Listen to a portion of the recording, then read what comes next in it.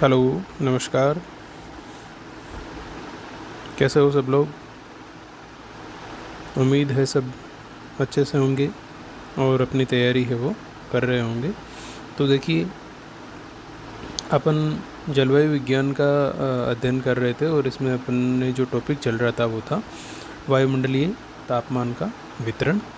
तो वायुमंडलीय तापमान के वितरण में अपन ने तापमान का जो ऊर्ध्वाधर वितरण है उसकी बात कर ली थी। अब आज अपन तापमान के कालिक या सामयिक वितरण की बात करते हैं।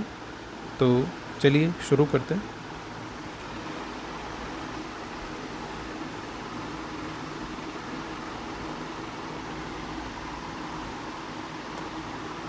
तो देखिए, आप अपनी नई हेडिंग लगाइए, तापमान का कालिक या सामयिक वितरण।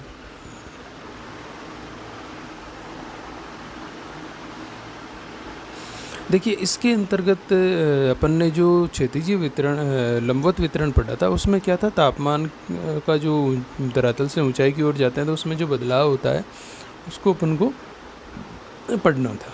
अब देखिए, तापमान का ये जो वितरण था वो एक पहलू अपना हो गया। अब अगर देखा जाए तो एक तापमान का ये जो दूसरा पहलू अपन देखते हैं वो ये कि तापमान का जो बदलाव है वो केवल धरातल से ऊंचाई की ओर जाने पर नहीं होता बल्कि समय के अनुरूप भी होता है। दिन के समय तापमान की अलग स्थिति रहती है, रात्रि के समय अलग रहती है, सुबह के समय अलग रहती है, दोपहर के समय अलग रहती है। तो ये जो दैनिक या अपन ये कहेगा समय के आधार पर जो तापमान का बदलाव देखने को मिलता है उसका अपन को अध्ययन यहाँ करना है। ठीक है, तो आप हेडिंग लगाइए, फिर अपन इसकी बात करते हैं।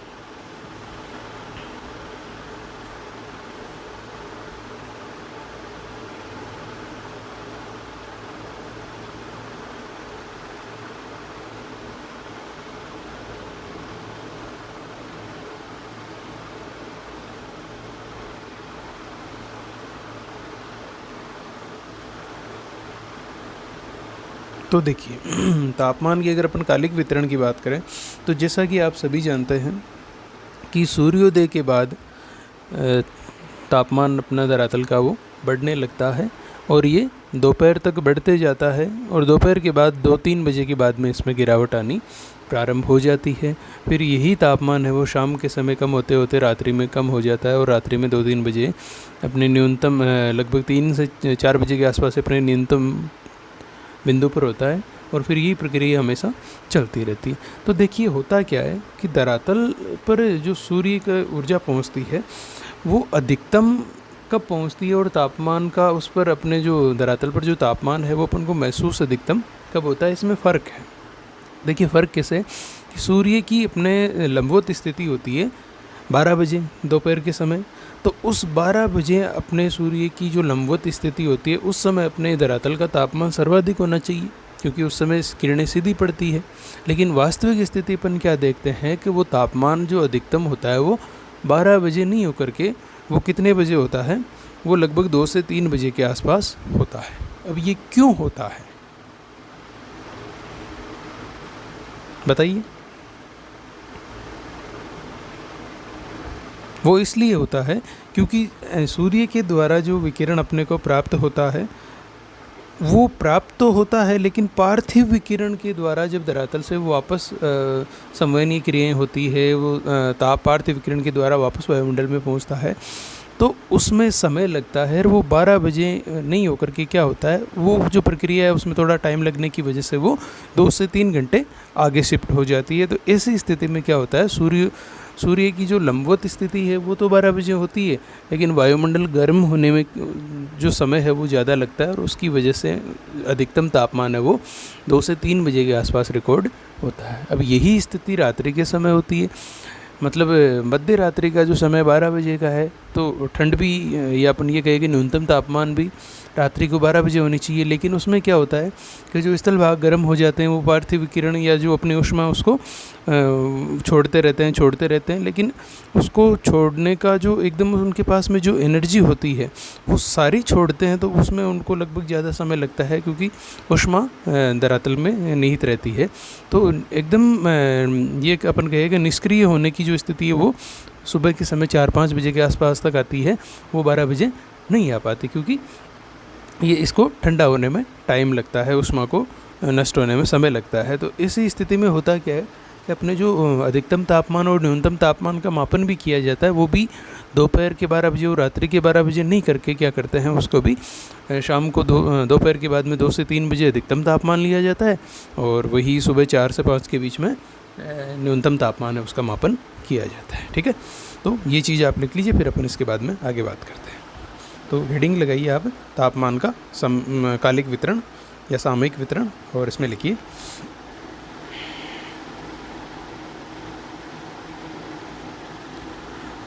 तापमान के समस्त औसत विवेचन या तापमान के समस्त औसत विवरण तापमान तथा उसके औसत पर निर्भर करते हैं। मतलब तापमान के बारे में जो भी औसतन अपन के पास आंकड़े आते हैं, वो तापमान और उसका जो एवरेज रहता है उस पर डिपेंड करते हैं। लिखिए आगे, दिन के समय सौर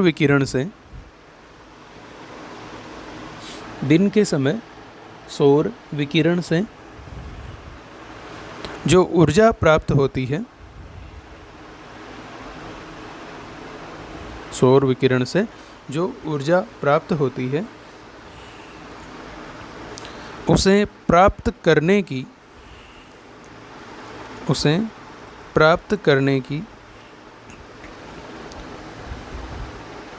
अधिकतम मात्रा तो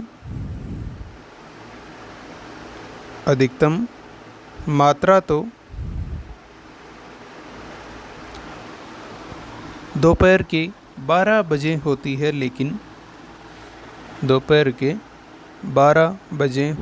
लेकिन उस समय वायुमंडलीय तापमान अधिकतम नहीं हो पाता है। वायुमंडलीय तापमान अधिकतम नहीं हो पाता है क्योंकि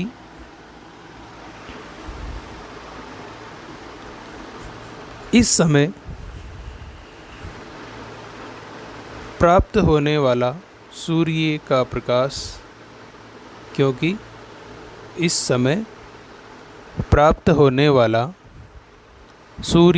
प्रकाश लघु तरंगों के रूप में धरातल तक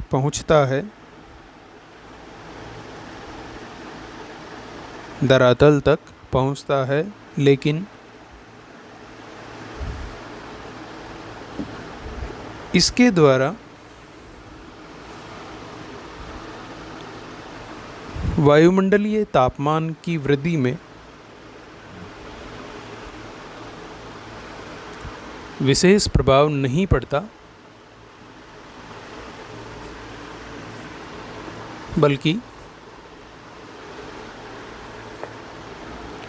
वायुमंडलीय तापमान में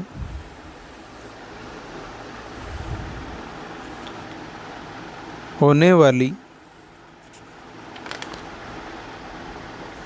वास्तविक वृद्धि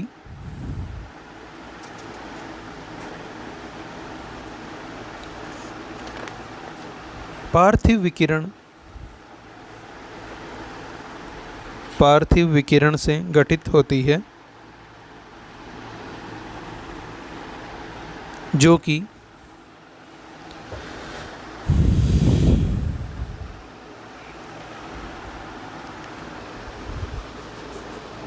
इस क्रिया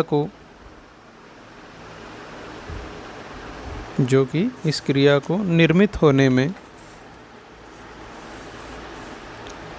थोड़ा समय लगता है।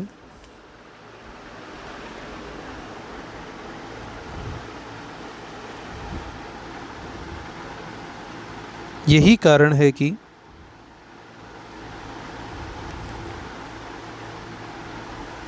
दिन के समय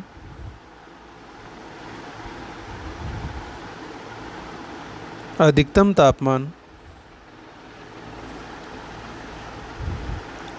12 बजे नहीं होकर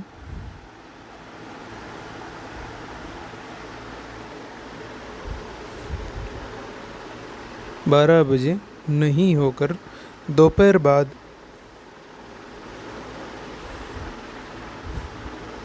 2 से 3 बजे होता है। 2 से 3 बजे होता है।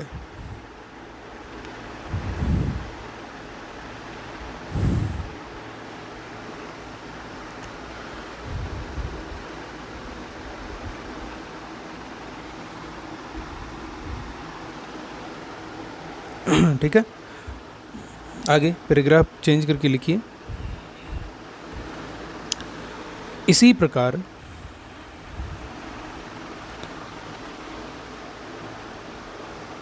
सूर्यास्त के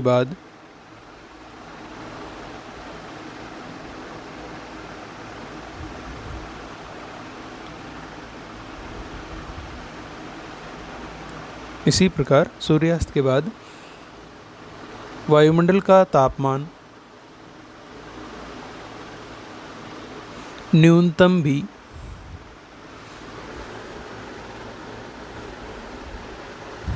रात्रि को 12 बजे नहीं होकर प्रातः या सुबह 4 से 5 बजे के मध्य होता है। 4 से 5 बजे के मध्य होता है, क्योंकि पृथ्वी के द्वारा पार्थिव विकिरण के रूप में जो ऊर्जा का ह्रास या नष्ट किया जाता है, उसमें समय लगता है।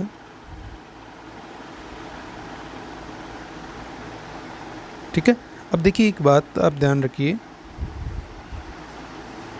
कि यहाँ पर जो सूर्य का तापमान का जो अधिकतम और न्यूनतम होने की क्रिया है, ये न तो दिन में जब सूर्य ताप की मात्रा अधिकतम प्राप्त होती है तब वायुमंडल अधिक गर्म होता है, मतलब तालमेल नहीं बैठ रहा। इसी प्रकार की क्रिया रात्रि के समय होती है। रात्रि को 12 बजे सूर्य एकदम विपरीत दिशा में रहता है, तो सूर्य मतलब बिल्कुल भी किसी भी प्रकार में उसकी किरणें नहीं पहुंच पाती, लेकिन उस समय भी तापमान न्यूनतम नहीं रहता। तो इस प्रकार से ये जो तापमान के अधिकतम और न्यूनतम के जो बिंदु बनते हैं, इनमें सामंजस्य नहीं बन पाता है। इस क्रिया को तापमान की शिथिलता कहते हैं। लेग ऑफ टेम्परेचर इसको कहा जाता है, तापमान की शिथिलता। ठीक है, अब एक बात देखिए, ये तापमान में जो कम और ज़्यादा होने की जो स्थितियाँ हो रही है, ये किन क्रियाओं के द्वारा होती है, क्या विधियाँ क्या रहती है? सामान्य सी बात है, लिखने की नहीं है, केवल समझने की है। ये तापमान की जो गर्म होने की और ठंडे होने की जो कुछ विधियाँ हैं, किन किन विधियों के द्वारा ऐसा होता है, तो इनकी अपन बात कर लेते हैं। देखिए, पहली तो वायुमंडलीय तापमान के गर्म या ठंडा गर्म होने की अपन बात करें तो इसकी पहली विधि का तो अपन नाम रखा गया है अवशोषण विधि।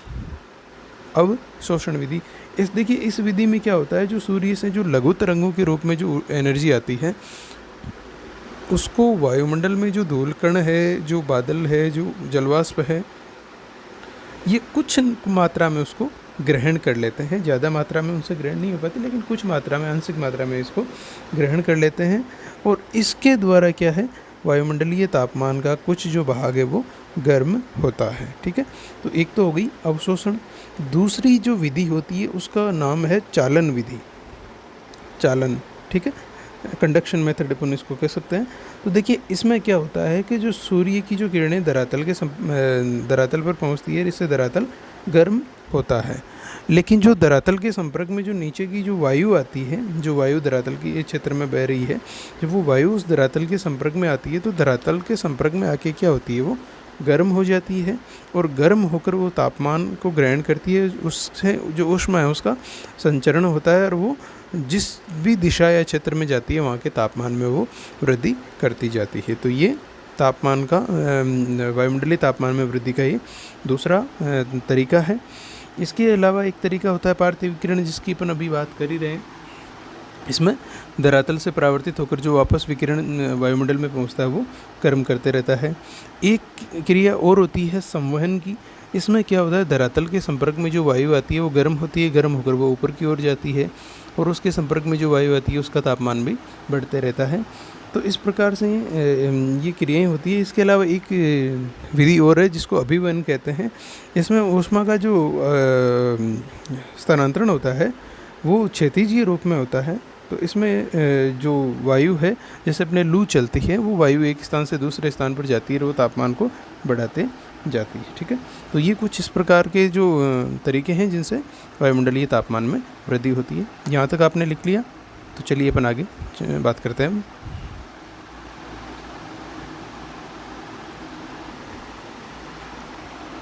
तो देखिए, अपन जो बात कर रहे थे कि रात्रि का जो समय है उसमें 3 से 4 से 5 बजे का जो टाइम होता है वो न्यूनतम तापमान का होता है। ठीक है, इस प्रकार सूर्य के द्वारा जो विकिरण प्राप्त होता है उसका अधिकतम और न्यूनतम, दिन के तापमान में अधिकतम और रात्रि के तापमान में जो न्यूनतम होता है, इसका सामंजस्य नहीं बैठ पाता। जो अपन ने बात की थी कि मात्रा तो अधिकतम प्राप्त कब हो रही है, 12 बजे, और वास्तविकता कब है गर्म और ठंडा होने की, वो है 3 से 4 बजे के आसपास।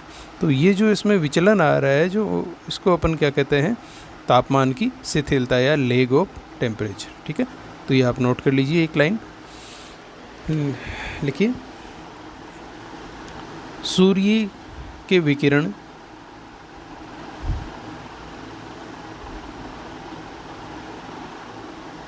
के प्राप्त होने की अधिकतम और न्यूनतम मात्रा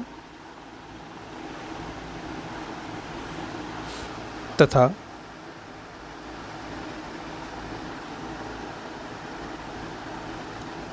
वायुमंडल के अधिकतम और न्यूनतम गर्म होने के समय एक समान नहीं होते हैं।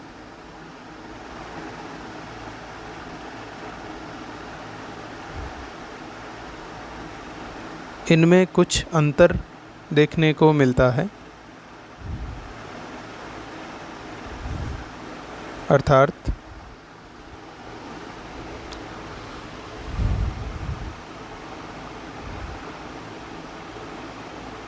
दो से 3 घंटे का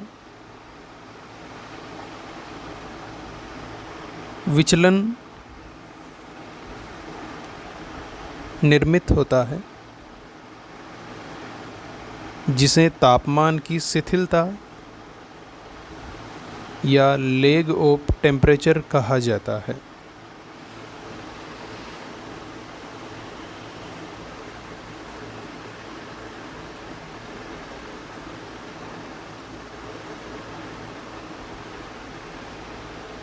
ठीक है, तो ये आपके तापमान की अपन ने समय के आधार पर बात कर ली।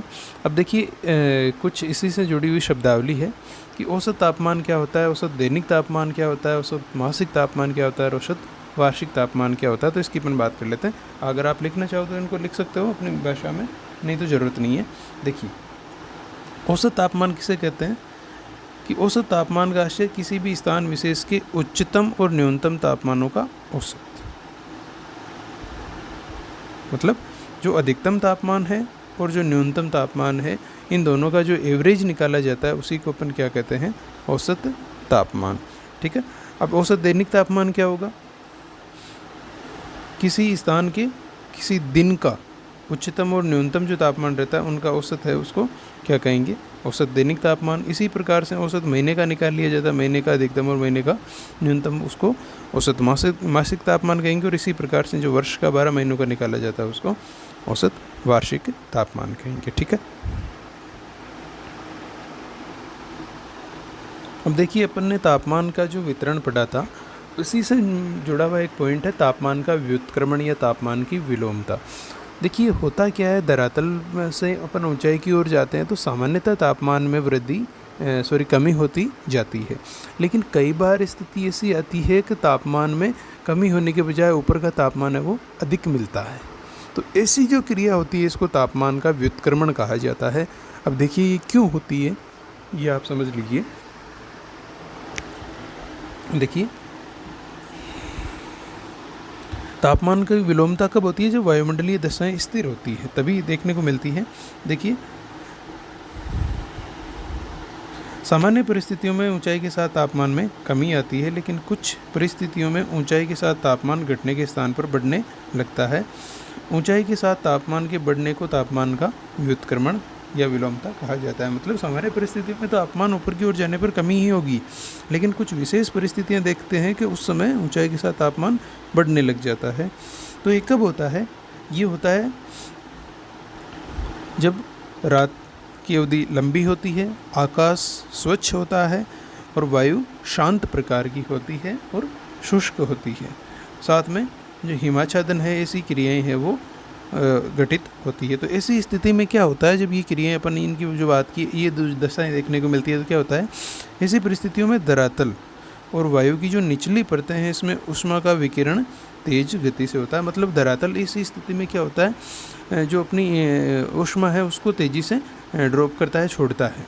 तो ऐसी स्थिति में क्या होगा, अगर जो निचली परत है उसका तापमान कम होगा और वो ठंडी होकर क्या हो जाएगी, घनी और भारी हो जाएगी, क्योंकि धरातल जो एनर्जी उसको जल्दी से ड्रॉप करते जा रहा है। और ऊपर की हवा जो वायुमंडल से धरातल से काफ़ी ऊंचाई पर है उसमें ऊष्मा का विकिरण क्या होगा, धीमी गति से। मतलब ऊष्मा जो ऊपर की ओर जा रही है वो धीमी गति से पहुंच पाएगी। तो ऐसी स्थिति में क्या होगा, वो धरातलीय की अपेक्षा गर्म रहेगी। तो अगर सामान्यतः देखा जाएगा तो क्या होगा, ऐसी स्थिति में जो तापमान है वो धरातल का तो क्या हो जाएगा, अचानक से कम हो जाएगा और ऊपरी है वो अपने हिसाब से चलता रहेगा। तो ऐसी स्थिति में यहाँ का तापमान तो अधिकतम हो जाएगा और यहाँ न्यूनतम देखने को मिलेगा। तो इस प्रकार की जो घटना घटित होती है उसको तापमान की विलोमता या व्युत्क्रमण कहते हैं। ठीक है, अगर आप लिखना चाहो तो लिख सकते हो, केवल तापमान का व्युत्क्रमण या विलोमता लिख लीजिए और इसमें एक लाइन लिख लीजिए।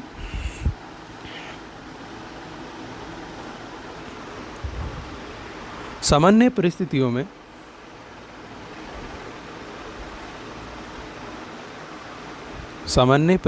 में धरातल से ऊंचाई की ओर जाने पर तापमान में कमी आती है, लेकिन कुछ विशेष परिस्थितियों में जब तापमान ऊंचाई के साथ बढ़ने लग जाता है तो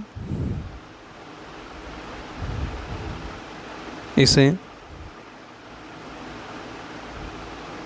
तापमान का व्युत्क्रमण या विलोमता कहा जाता है। ठीक है, तो अभी के लिए इतना ही। बाकी अपन आगे का जो टॉपिक है वो पढ़ते हैं अगले क्लास में। तो आप सभी का धन्यवाद। आप अपनी पढ़ाई है वो इसी तरह से सुचारू रूप से करते रहें।